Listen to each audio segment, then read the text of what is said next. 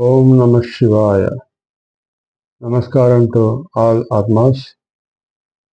Today we are going to discuss on God's third commandment to mankind to fulfill their duties to micro and macro world family, to release their entire karmas and to attain mukti, and at the same time to bring Vasudeva Kutumbakam, to fulfill their duties to the fellow brothers of the world, to ensure that we build a developed India and a peaceful world. In this respect, today we are going to discuss on the charter point number 9, Election Reformation for Good Governance by the Elected Government.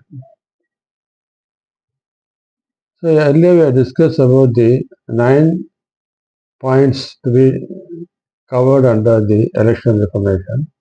So what corrective steps to be taken in the election reformation system to eradicate corruption? We discussed to eradicate corruption by politicians, the election expenditure has to be reduced by both the government and the political parties, so that the expected election by the government will enable to spend more money towards the welfare of the people, and the political peoples, if they reduce the expenditure to the minimum, they can avoid involving in corruption. To achieve this, we have to rectify the fault in the system, and it is the duty of the government and the citizens to take these corrective steps. How to take corrective steps is detailed below.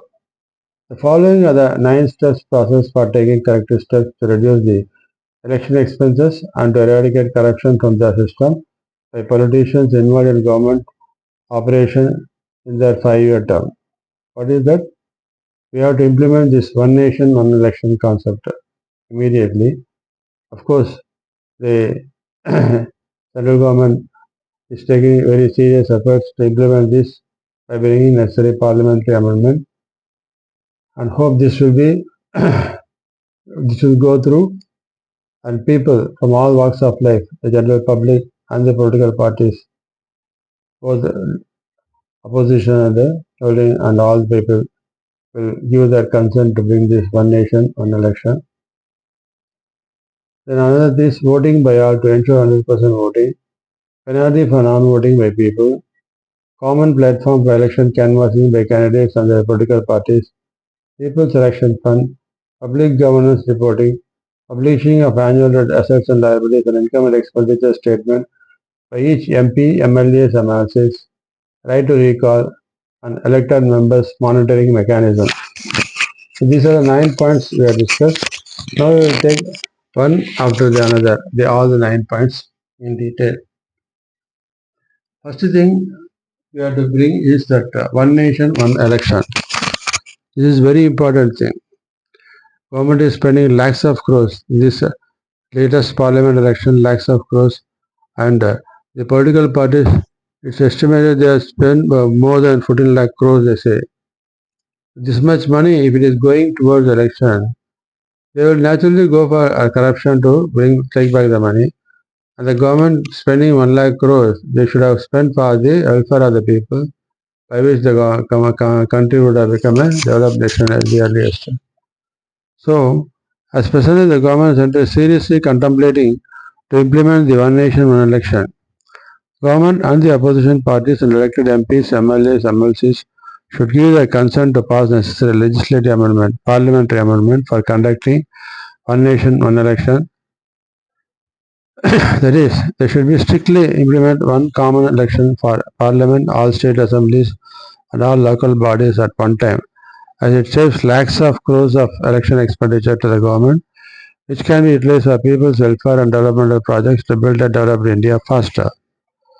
This will also reduce the election expenses of all political parties, because the candidates standing for election to MP, MLA, MP for each political party, they all together can proportionally share the total election expenditure. This measure will drastically reduce the election expenses of the political parties and their candidates standing for election. When the total expenditure is coming down to the minimum, their involvement in corruption will not arise, and we will see how this can be brought down by step. Voting by all, second point to discuss. Today we see the percentage of voting in booths are mostly less than 50%. The reason for this low voting are mainly because of the following reasons. One, there are many people who may be traveling or gone abroad or out of station, or some are old and sick and could not move out of home, or some may be hospitalized on the election day and they could not come to election booth and vote.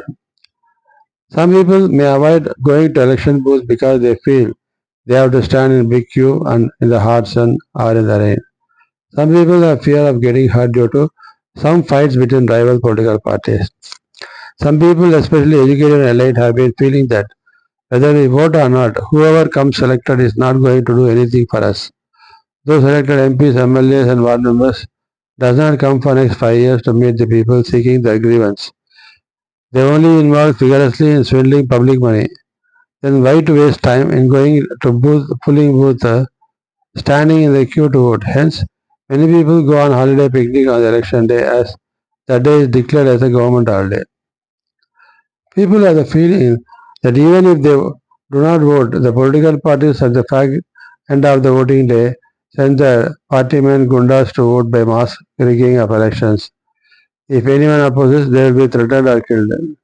Thus, when the percentage of voting is announced by Election Commission after the election, they announce about 40 to 60, 70% voting, but the voting percentage increase at the fag end of the day is because of the poll rigging at the fag end.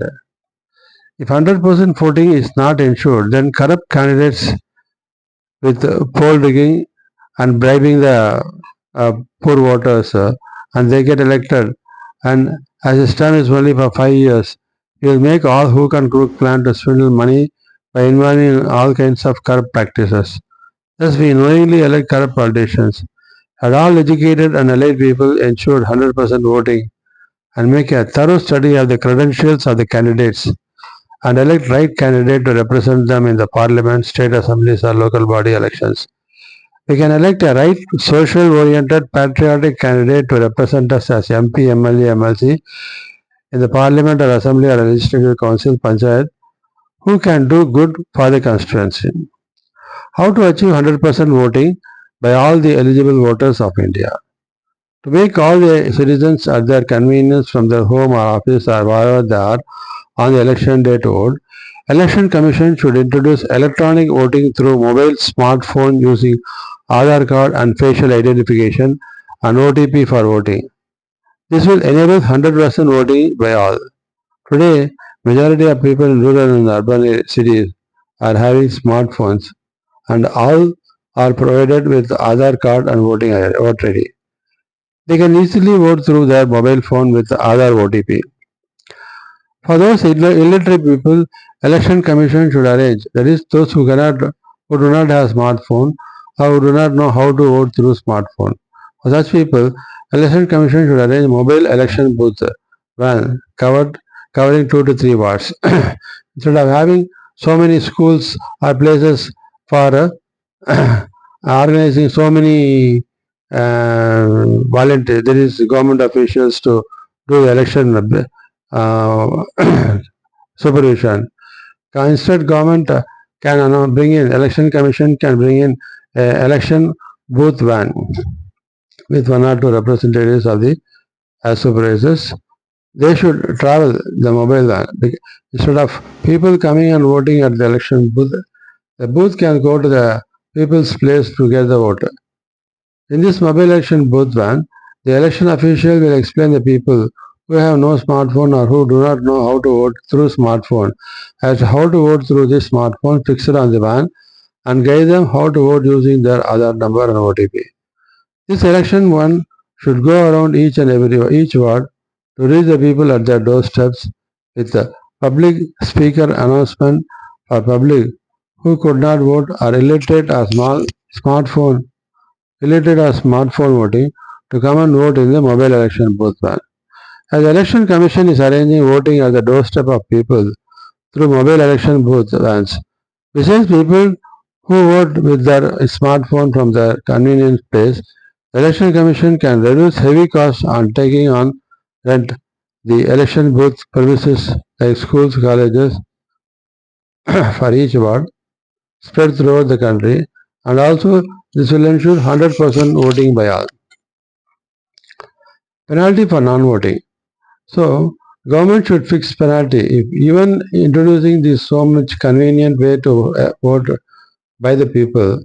Even now, if people disobey the government orders and they avoid voting, then government should fix penalty for non-voting by public and criminal punishment for illegal money distribution by politicians to procure votes and also those voters taking bribe from them.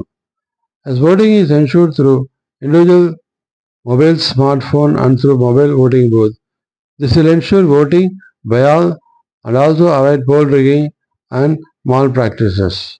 So let us implement these three points in this election reformation.